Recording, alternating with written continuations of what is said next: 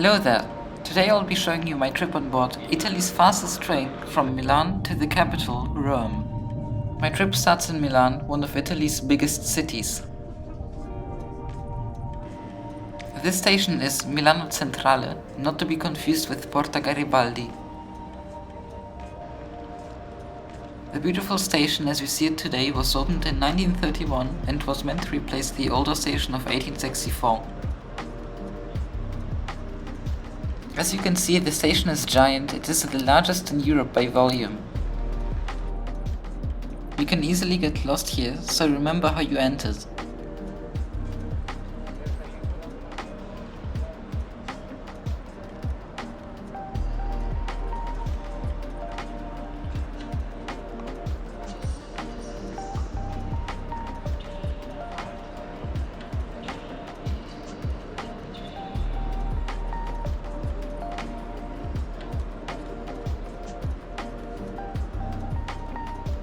To get to the trains, you have to show your train ticket at these gates. I've never seen something like this before, so please tell me why they're there. The funny thing about the gates is that they were open, so anybody could enter the platforms.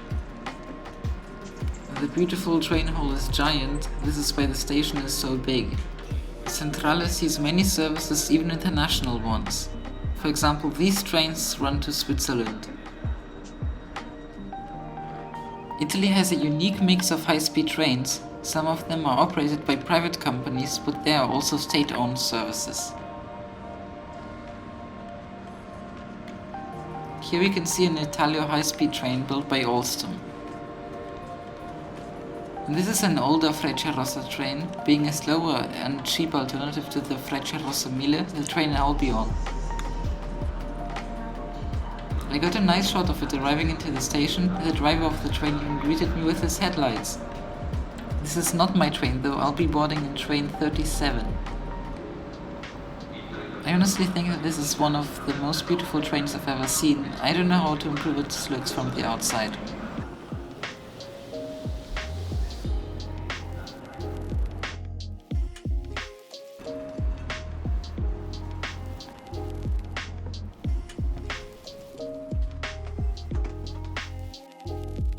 Now I'm boarding the train. My seat is 20A, right next to the doors.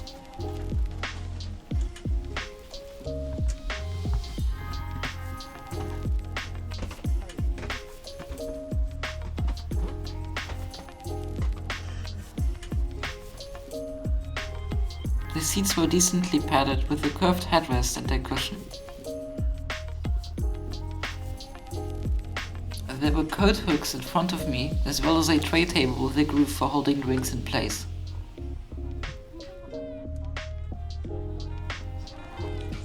The table was decently sized. You will definitely be able to fit a laptop on here.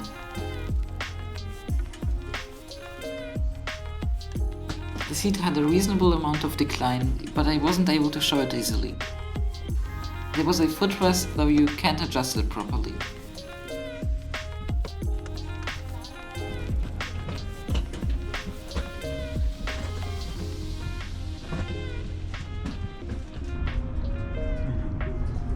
We depart on time with another Frecciarossa train, which we will travel next to for the next 2 minutes.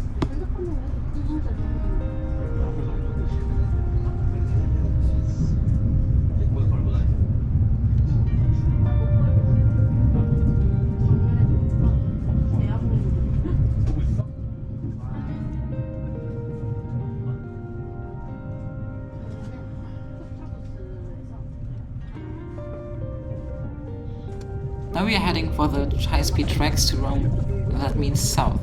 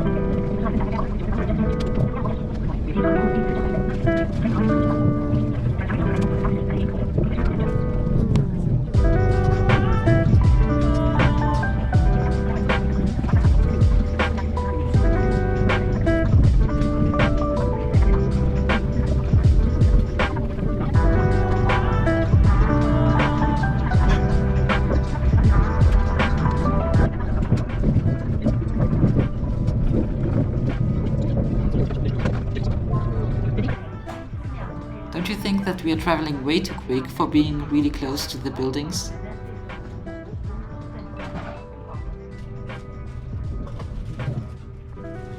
After my ticket has been checked, the staff brought some snacks and water to every passenger. The snacks consist of Sardinian corn chips and almonds. They also brought a towel that I kept as a souvenir and still have.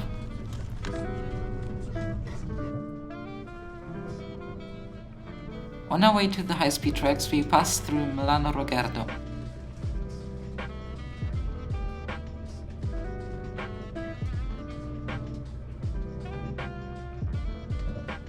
Now that we are on the high-speed tracks, we can reach our maximum permitted speed of 300 km per hour or 186 miles per hour.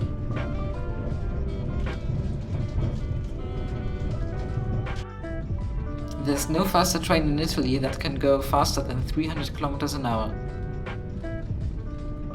At our top speed, the train begins to make strange noises and starts to shake.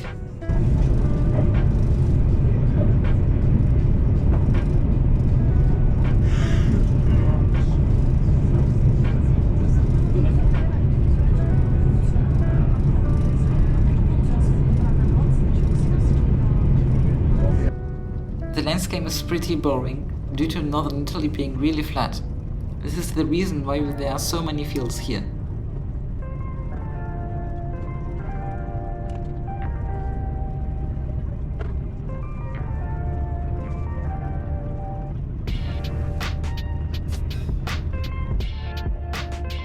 Now that we are approaching Bologna, we begin to slow down, eventually coming to a stop to let another train pass.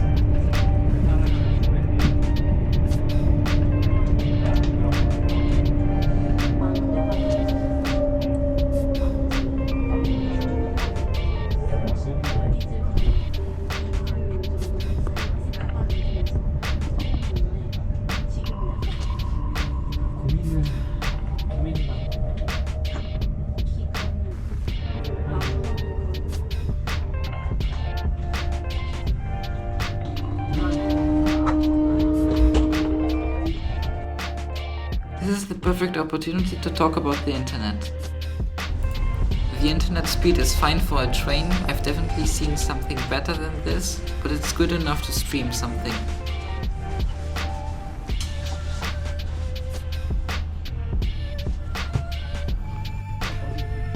After some time, we start to move again. Sadly, Bologna Centrale is in a tunnel, so I cannot show it to you.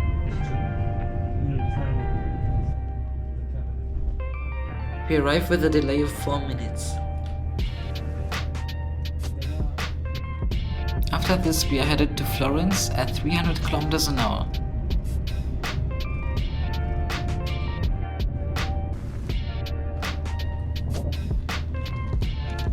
Because there are many mountains here, there is a large amount of tunnels.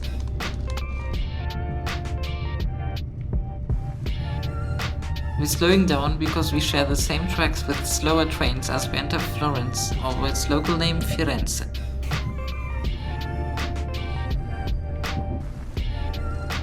We actually don't stop here, even though Bologna, where we made this stop, has a station and Florence doesn't.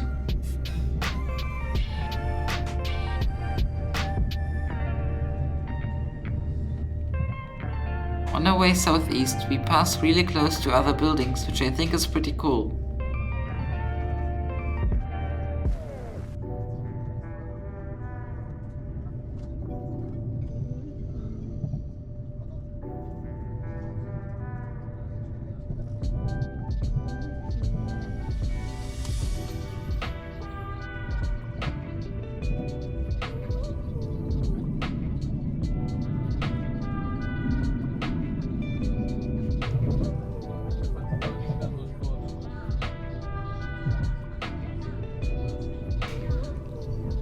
We also enter Firenze Statuto, but we don't stop there.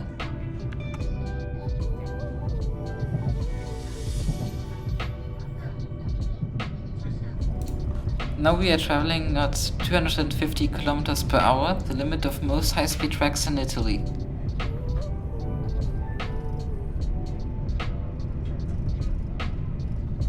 Now we are on the high-speed line from Florence to Rome, one of the first to open.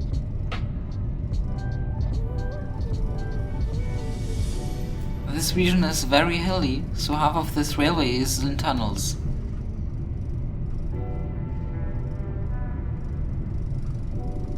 I was able to find some places where it was flat, so I just filmed there.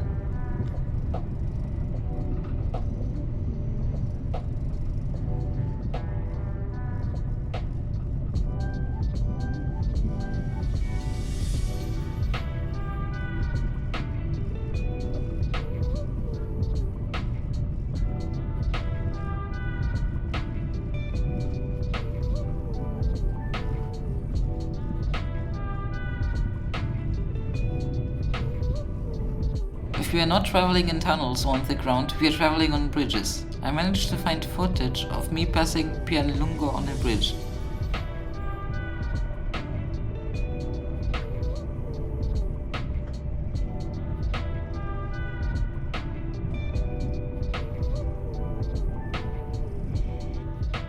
We are in Umbria now. This region is famous for its grape plantations, as you can clearly see.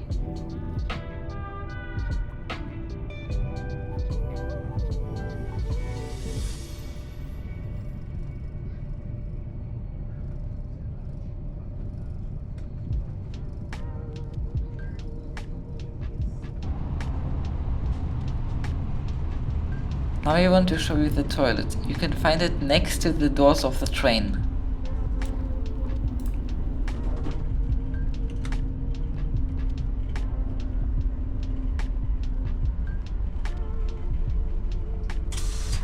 The toilet was nice and clean, and soap was provided. A nice toilet, Trenitalia did a good job.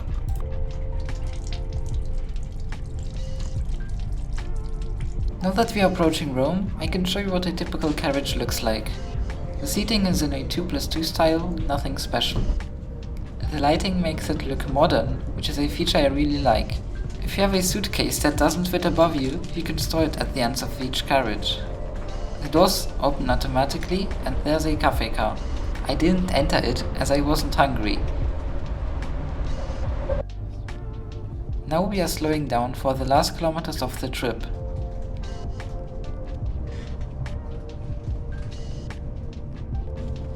We stopped to let other trains pass because we were now traveling on conventional tracks.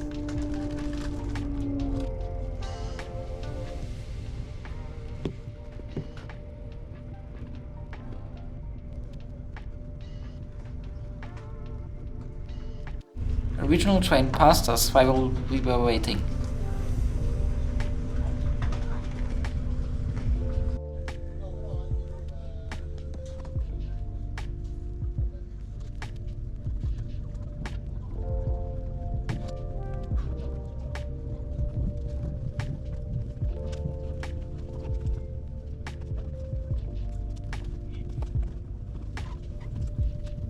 We passed through commuter rail stations like Tiburtina.